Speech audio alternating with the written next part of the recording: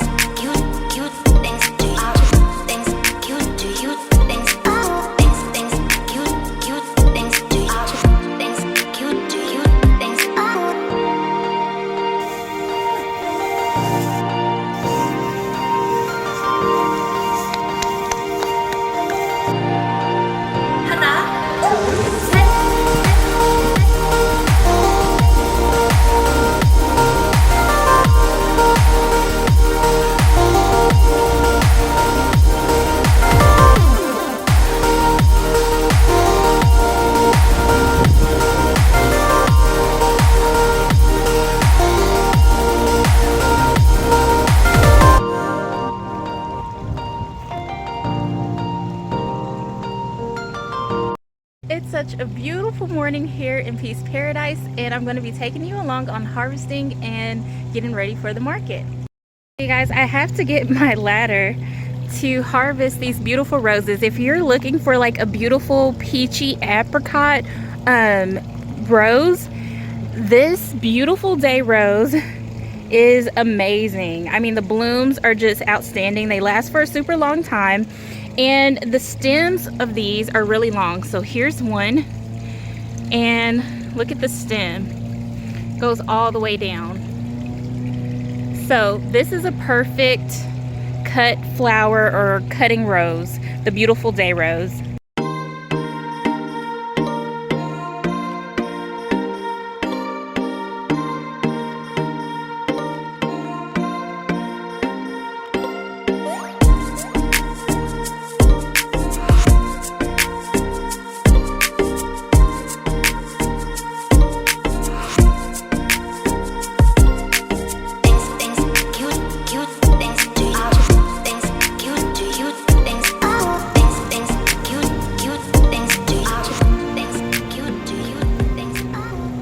I feel like I just risked my life to harvest those roses, but they're so beautiful and I love it because there's no thorns on these stems and they're super long and beautiful.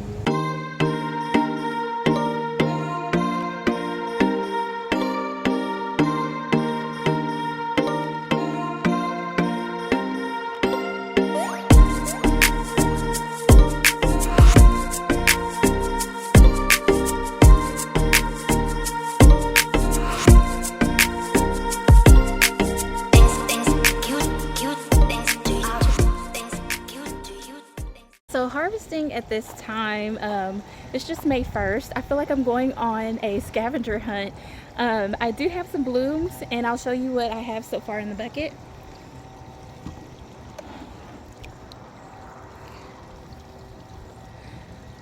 And the stems that aren't tall enough, I do make mason jars so that way I can still profit off of the flowers. But I feel like I'm going on a scavenger hunt, and I'm going to show you why. Okay, so here I have our daisies, and they're just about to open. So we have some daisies here. So there's lots of beautiful things coming on, but they just aren't ready enough to be harvested. It's pretty slim picking through here. Also, there's lots of bees everywhere, but a lot of the blooms are spent, so I'm really going to have to dig deep and try to harvest what I can. And my stems aren't long enough for these to make in bouquets, so I'm going to be harvesting these to put inside the mason jars.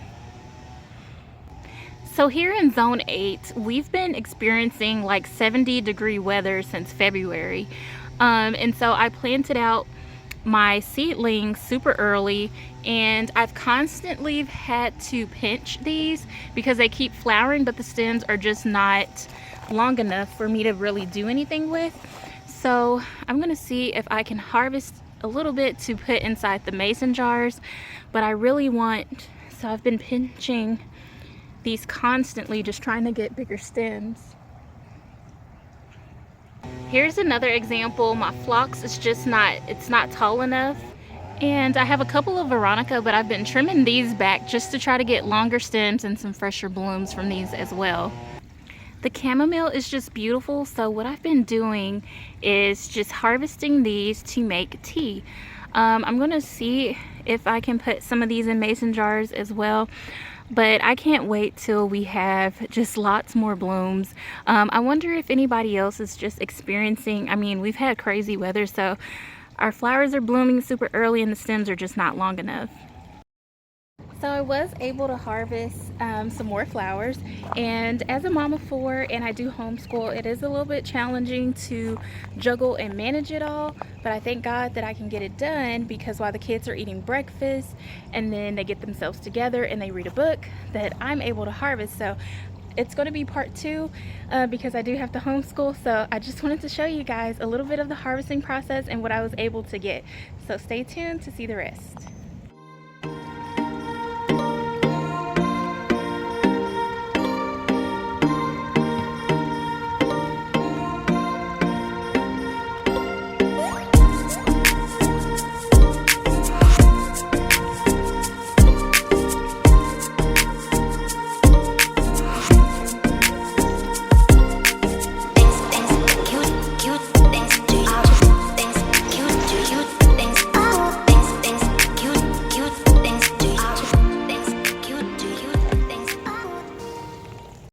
Now we have our mason jars filled. These are not the typical mason jars that I typically make. We're just keeping it simple this time. So now I'm going with my girls and we're gonna harvest some peppermint. We have tons of peppermint growing super wild in our tropical area and in our herb garden.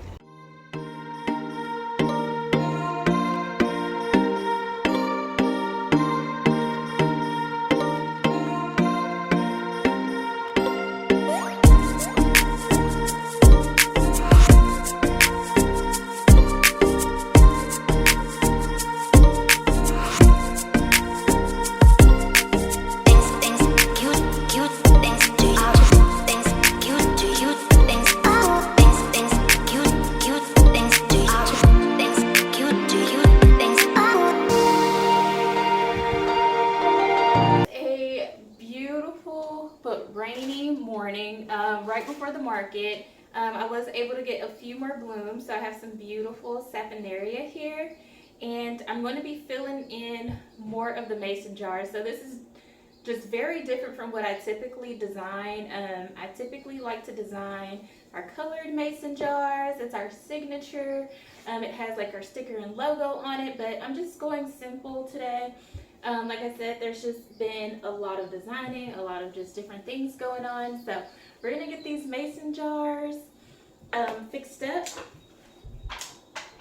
And then I have a lot of flowers to process that I'm going to be putting into the stands and buckets. So I'm just going to be doing like some pinks, some whites, some purples, maybe some blues and yellows, and I'll show you guys when I'm done.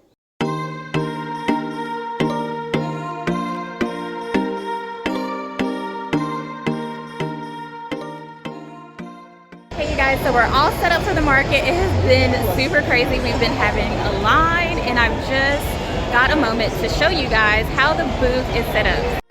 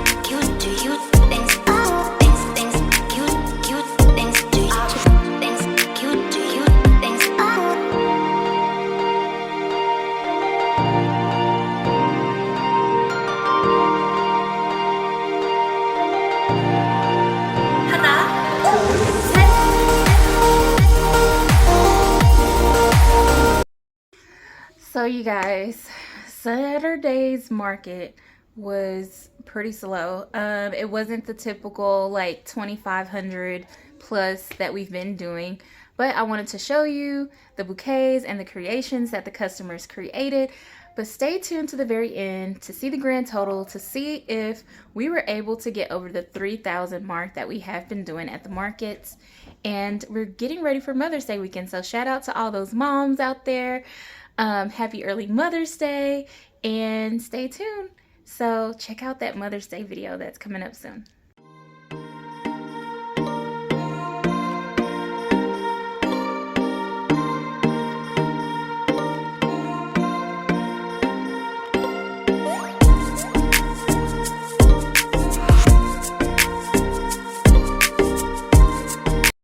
So guys, just getting back home from the market, and hubby is unloading the car.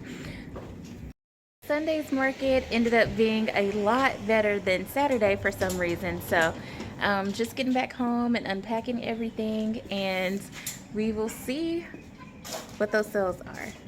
So no, this weekend sales haven't been the typical 3K plus that we were doing, but we're not worried because it's the week before Mother's Day. So we're expecting Mother's Day to be crazy.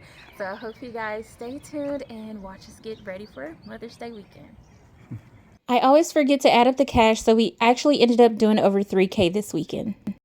This weekend was another interesting market weekend, but I'm super excited to get ready for Mother's Day weekend. So thank you guys for watching. And as always, I'm wishing you guys peace, love, and flowers. See you in the next video.